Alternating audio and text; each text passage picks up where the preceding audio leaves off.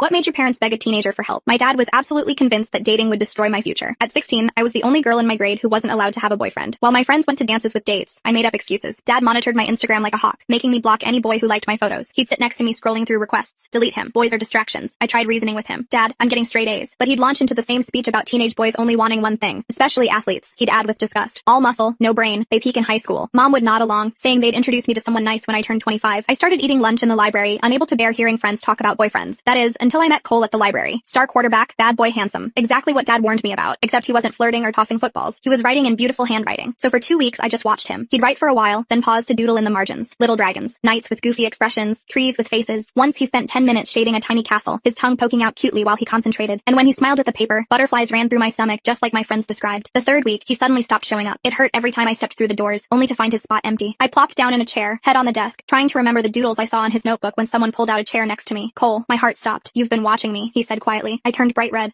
Yes, but I mean, your drawing's pretty good too. He placed his notebook on the table between us. Can I get your opinion on something? He opened his notebook to reveal a children's story about a dragon afraid of flying. It was messy, but the story was beautiful. I wiped away tears. Your drawing sucks, I said bluntly. But the story? Wow. He leaned back in his chair, shoulder touching mine. If you want, I can help redraw this, I offered. His face lit up. After that, we started meeting secretly, every Tuesday and Thursday, for 3 months, building story after story. But then, I made a terrible mistake. I invited Cole over to finish our book while Dad was out all day golfing with friends. While we read through the manuscript, Cole suddenly got quiet, tracing over one of my drawings. Did you ever think this was weird or crazy? A quarterback dreaming about becoming a children's book author? I smiled. Well, did you think I was weird for practically stalking you at the library for it? He grinned, then got quiet again. I hid there for a reason. If my teammates found out I was like this, you know, writing fairy tales instead of memorizing plays, they'd flip out. I shrugged.